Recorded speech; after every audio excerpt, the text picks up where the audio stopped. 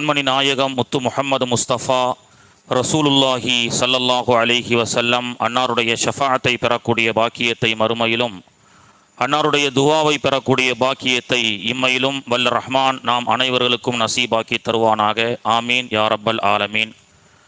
தஞ்சை நகர வட்டார ஜமாஅத்துல் உலமா சார்பாக மிக சிறப்பாக நடத்தி கொண்டிருக்கக்கூடிய இந்த மீலாது சிறப்பு நிகழ்வுகளிலே கலந்து கொண்டிருக்கக்கூடிய நம் அனைவர்களின் மீதும் அல்லாஹுடைய சாந்தியும் சமாதானமும் என்றென்றும் நின்று நிலவட்டுமாகுக.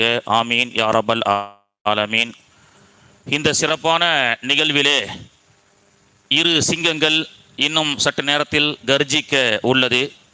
அதற்கு முன்பு சில செய்திகளை மட்டும் சொல்லி அவர்களுக்கு நேரத்தை ஒதுக்க ஆசைப்படுகின்றேன். ஜமாத்துல் உலமா சார்பாக ரமலான் வந்துவிட்டால் புனித ரமலானே வருக என்பதை கொண்டு ரமலானுடைய சட்டத்திட்டங்களை பற்றி மக்களுக்கு விழிப்புணர்வு நிகழ்ச்சிகள் நடத்துவதும், ஹஜ்ஜினுடைய மாதம் வந்துவிட்டால் இறையில்லமான காபாவுக்கு செல்லக்கூடிய ஹாஜிகளுக்கு வழிகாட்டி வகுப்பு நடத்துவதும், ஹிஜ்ரி புத்தாண்டு வந்துவிட்டால் ஹிஜ்ரத்து கர்பலா போன்ற நிகழ்வுகளை மக்களுக்கு சொல்லிக் கொடுக்கக்கூடிய இது போன்ற சிறப்பான நிகழ்ச்சிகளை தாண்டி மீலாது பெருமானார் ஸல்லல்லாஹு அலைஹி வஸல்லம் அவர்களுடைய இந்த ரபியுல் அவ்வல் ரபியுல் ஆஹிர் வந்துவிட்டால் அன்னாருடைய மீலாதையும் சிறப்பாக நடத்தி வந்து கொண்டிருக்கின்றது. இந்த சிறப்பான சேவை தொன்றொட்டு நடக்கக்கூடிய பாக்கியத்தை அல்லாஹு தாலா தந்து அருள் புரிவானாக. நபிகள் நாயகம் ஸல்லல்லாஹு அலைஹி வஸல்லம் அவர்களுடைய மீலாதை கொண்டாடலாமா வேண்டாமா என்ற ஒரு விவாத சர்ச்சைகள் நம்முடைய சமூகத்திலே இருந்து வருகிறது. ரமலானை பற்றி பேசும்போதெல்லாம் அதை சர்ச்சைக்குரியதாக யாரும் பேசுவதில்லை. ஹஜ்ஜை பற்றி பேசும்போதெல்லாம் அதை பித்அத் என்றோ ஷிர்க் என்றோ யாரும் சொல்வதில்லை. ஹிஜ்ரத்தினுடைய வரலாறுகளை பற்றி பேசும்போது, அந்த மாதத்தை பற்றி பேசும்போது அது எந்த ஒரு சர்ச்சைக்குரிய கருத்துக்களாக நம்முடைய சமூகம் சொல்வதில்லை. ஆனால் மீலாது என்று சொன்னாலே அது கொண்டாடலாமா கொண்டாடக்கூடாதா என்று ஒரு கூட்டம் சொல்லி கொண்டிருக்கின்றது. ஆனால் 1500வது இந்த ஆண்டு உலகமெங்கும் சிறப்பாக கொண்டாடப்பட்டது. பெருமானாருடைய புகழ் பாடப்பட்டது. தமிழ்நாட்டிலும் கூட தமிழக முதலமைச்சரால் ஏற்பாடு செய்து சென்னையிலும் மிக சிறப்பாக இந்த விழா கொண்டாடப்பட்டது. இந்த ஆண்டு இஸ்லாமியர்கள் கூட கொண்டாடலாமா வேண்டாமா என்று சர்ச்சைக்குள்ளான கருத்துக்களுக்கு மத்தியில் இருக்கக்கூடிய காலத்திலே திரையுலக பிரபலங்கள் இந்த ஆண்டு மீலாது விழாவை நடத்தியிருக்கிறார்கள். அரசியல்வாதிகள் மீலாது விழாவை நடத்தியிருக்கின்றார்கள். அந்த மேடைகளில் எல்லாம் இஸ்லாம் அல்லாத சில தலைவர்கள் நம்முடைய சமூகத்திற்கு வைக்கப்பட்ட வேண்டுகோள் என்ன தெரியுமா? இந்த மீலாது விழாவை கடந்த 30 ஆண்டுகளாக நீங்கள் ஏன் நடத்தாமல் போனீர்கள்? பொதுமக்களுக்கு மத்தியிலே மத நல்லிணக்கமாக நடத்தப்பட வேண்டிய மீலாது விழாக்கள் கடந்த 30 ஆண்டுகளாக இந்த சமூகத்தில் நீங்கள் தோய்வு ஏற்படுத்திய காரணத்தினால் உங்களுக்கு கிடைக்கப்பட்ட பட்டம் என்ன தெரியுமா? நீங்கள் ஒரு தீவிரவாதி, நீங்கள் ஒரு பயங்கரவாதி.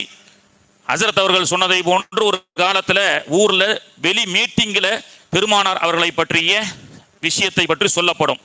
எப்பொழுது பெருமானார் அவர்களுடைய ஹதீஸுகளும் பெருமானார் அவர்களுடைய வாழ்வியலும் சமூகத்திற்கு சொல்லப்படுமோ அப்பொழுதெல்லாம் அந்த சமூகம் இஸ்லாத்தின் பக்கம் ஈர்க்கப்படும்.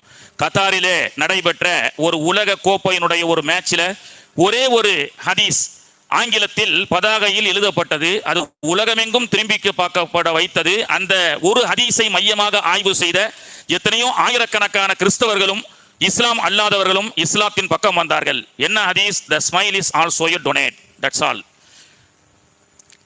முகமலர்ச்சியோடு உன்னுடைய சகோதரனிடத்தில் நீ பேசுவதும் ஒரு தர்மமாகும். The smile is also a donate. இந்த ஹதீஸ் ஒற்றை வரை ஹதீஸ் பெருமானார் அவர்கள் கற்றுக் கொடுத்தது. இன்று கூட திருமண விழாவிலே நான் பேசினேன். உங்களுக்கு நீண்ட ஆயுள், நிறைவான செல்வம், சரீர ஆஃபியத், நீண்ட ஆயுள். டாக்டர் அவர்களும் உட்கார்ந்துருக்கிறாங்க. நீண்ட ஆயுள் வேணும், ஆரோக்கியமான வாழ்க்கை வேணும். அது மட்டுமல்லாமல் நிறைய செல்வத்தோடு வாழ வேண்டும். யாருக்கெல்லாம் ஆசை இருக்கின்றதோ நபிகள் நாயகம் கற்றுக் கொடுத்த ஒரு டிப்ஸ் நான் சொல்கிறேன். இது முஸ்லீம்களுக்கு மட்டுமல்ல, இஸ்லாம் அல்லாதவர்களுக்கும் சொல்கின்றேன் என்று சொன்னவுடன் இஸ்லாம் அல்லாதவர்கள் எல்லாம் ரொம்ப உன்னிப்பாக கவனிக்க ஆரம்பித்தாங்க.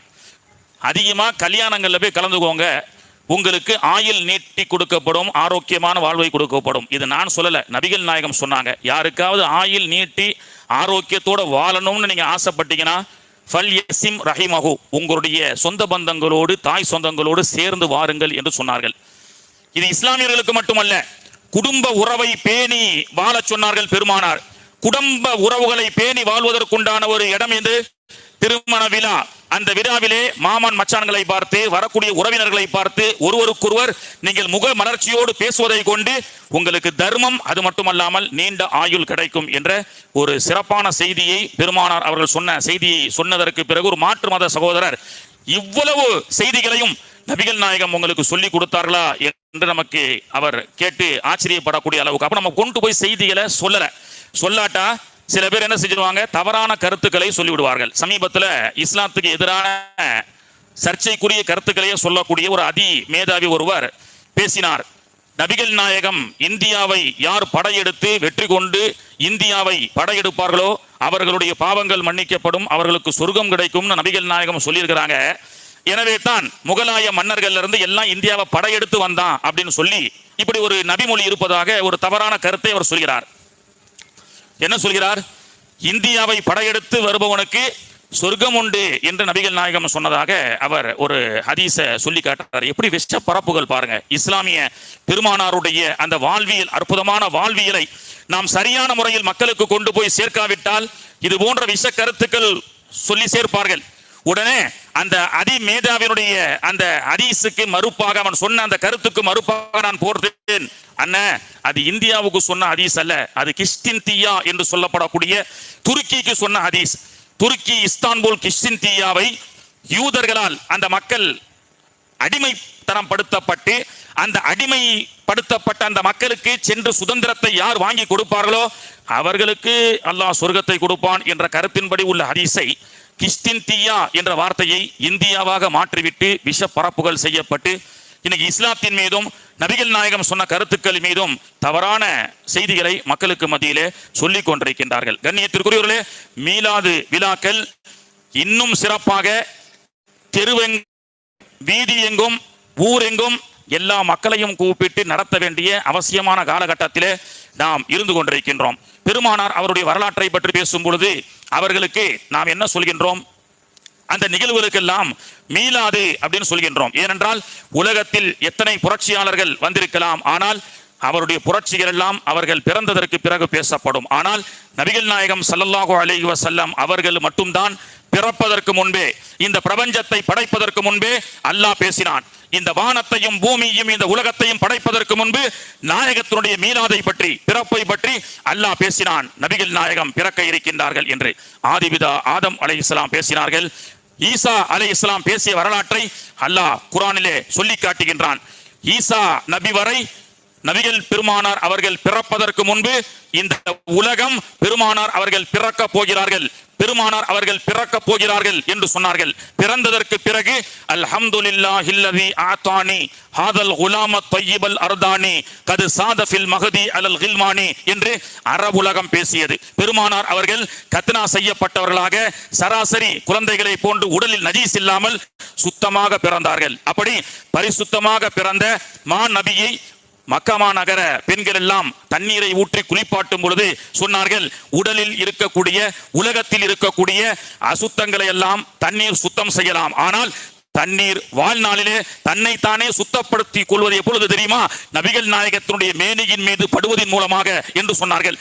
உலகில் இருக்கக்கூடிய அசுத்தங்களை எல்லாம் தண்ணீர் சுத்தம் செய்கின்றது, ஆனால் மான் நபியினுடைய உடலில் மீது படுவதன் மூலமாக தண்ணீர் தன்னைத்தானே சுத்தப்படுத்திக் கொண்டது என்று பெருமானார் அவர்களுடைய அந்த சிறப்பை பற்றி பேசுவார்கள். தௌராத், இன்ஜீல், ஜபூர், குர்ஆன் இந்த வேதத்தையும் தாண்டி இந்து மக்களால் சொல்லப்படக்கூடிய பவிஷ்ய புராணம், பெருமானார் அவர்கள் பிறப்பதற்கு 600 ஆண்டுகளுக்கு முன்பு ஏதஸ்த மின்னஞ்சரே மிலேச்ச ஆச்சரியன சமன்வித முஹம்மத் இதுக்கியாத சிஷ்ய சாஹா மருஸ்தல நிவாசனம் பெருமானார் அவர்களை பற்றி சமஸ்கிருதம் பேசியது. அரபு நாட்டிலே ஒரு ஆச்சரியார் தோன்ற இருக்கின்றார். ஏதஸ்த மின்னஞ்சரே மிலேச்ச ஆச்சரியன சமன்வித முஹம்மத், அவருடைய பெயர் முஹம்மத் என்று இதிகாசம் சமஸ்கிருத வேதம் பேசியது. இஸ்லாமியர்களை இஸ்லாமிய வேதத்தையும் தாண்டி பெருமானார் அவருடைய புகழ் சமஸ்கிருத வேதங்கள் பேசியது. பிறப்பதற்கு முன்பு பிறக்க போகிறார்கள் என்று பேசிய இந்த உலகம் பிறந்ததற்கு பிறகு பிறந்து விட்டார்கள் என்று அவர்கள் கொண்டு வந்த அற்புதமான தத்துவத்தை இந்த உலகத்திற்கு சொல்லிக் கொடுக்கப்படுகிறது. இந்த விழா 2 இரட்டிப்பான விழா. ஒன்று மான் நபியை புகழக்கூடிய மீலாது விழா, இன்னொன்று அவர்கள் வழியில் வந்த சையீதுனா கௌதுல் ஆலம் முஹையத்தீன் அப்துல் காதிர் ஜீலானி கத்தஸல்லாஹு சிர்ரஹுல் அசீஸ், மிகப்பெரிய புரட்சியாளர். 93 ஆண்டுகள் 900 ஆண்டுகளுக்கு முன்பதாக இந்த தேசத்திலே வாழ்ந்து மிகப்பெரிய புரட்சி செய்தவர்கள் சையீதுனா கௌதுல் ஆலம் முஹையத்தீன் அப்துல் காதிர் ஜீலானி. அவர்களுடைய பெயரை எங்களுடைய சில ஊர்களிலே ஹுதுபாக்களில் ஓதுவார்கள். அப்படி சித்திக் ஹுலஃபா ராஷிதீனுடைய பெயரை தாண்டி கௌதுனா முஹையத்தீன் அப்துல் காதர் ஜீலானி அவர்களுடைய பெயரை குத்துபாவிலே பிரசங்கம் செய்யும் பொழுது சில சர்ச்சைகள் எழுந்தது. அது எப்படி குத்துபாவிலே மொய்தீன் ஆண்டவர்களை பற்றி நீங்கள் ஓதலாம் என்று. அப்பொழுது உலமாக்கள் உடனே சொன்னார்கள், ஏன் மொய்தீன் ஆண்டவர்களை பற்றி தொழுகையில் நீங்கள் ஓதுவதில்லையா?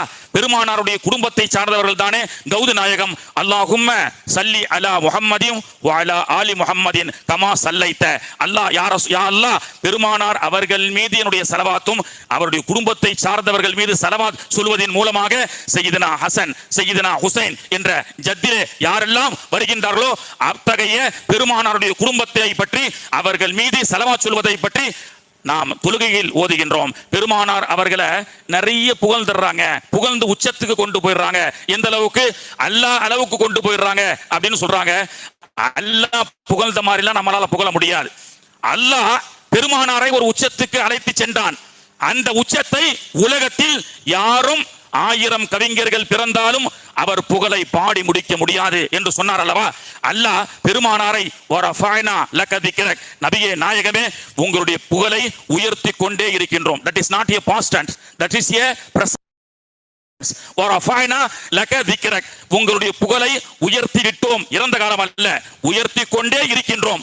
எப்படி அல்லாஹ் உயர்த்துகின்றான்? நபிகள் நாயகத்தை பார்த்து ஒரே வார்த்தையில் அல்லாஹ் சொன்னான், நபியே நாயகமே என்னுடைய புகழ் எங்கெல்லாம் ஒலிக்கப்படுகின்றதோ அங்கெல்லாம் உங்களுடைய திருநாமம் சொல்லப்படும். தொழுகையில் அல்லாஹு அக்பர், அல்லாஹ்வை உயர்த்துகின்றோம், உயர்த்தி பேசுகின்றோம், தக்பீர் சொல்லுகின்றோம், சுபஹான ரப்பியல் அலீம் அல்லாஹ்வை நாம் தஸ்பீஹ் செய்கின்றோம். அதே தொழுகையில அல்லாஹும்ம சல்லி அலா முஹம்மதின் வ அலா ஆலி முஹம்மதின் என்று என்னுடைய துதி பாடக்கூடிய தொழுகையில் கூட நபிகள் நாயகமே உங்களை பற்றி பேசப்படும். அதையும் தாண்டி உலகத்தில் ஒரு வினாடி போது கூட வாங்கோசை இல்லாமல் இந்த உலகம் சுழற்சி அடைவதில்லை. அப்படி இந்த பூமி சுழற்சி அடையக்கூடிய அந்த நேரத்திலே எல்லா இடங்களிலும் பாங்கு சொல்லப்படுகிறது. அப்படி பாங்கு சொல்லப்படக்கூடிய நேரத்திலே அஷ்ஹது அல்லா இலாஹ இல்லல்லாஹ் என்று சொல்லக்கூடிய பிலால் அஷ்ஹது அன்ன முஹம்மதர் ரசூலுல்லாஹ் என்றும் சொல்வார்கள். எனவே உங்களுடைய புகழை நாம் உயர்த்தி கொண்டே இருக்கின்றோம். அத்தகைய மாநபியினுடைய வழியிலே, நன்மக்களுடைய வழியிலே நாம் நடக்க வேண்டும். கண்ணியத்திற்குரியவர்களே, நம்முடைய சமூகம் எங்கே சென்று கொண்டிருக்கின்றது? மீலாதின் அவசியம். சின்ன ஒரு விஷயத்தை மட்டும் சொல்லி முடிச்சிடறேன்.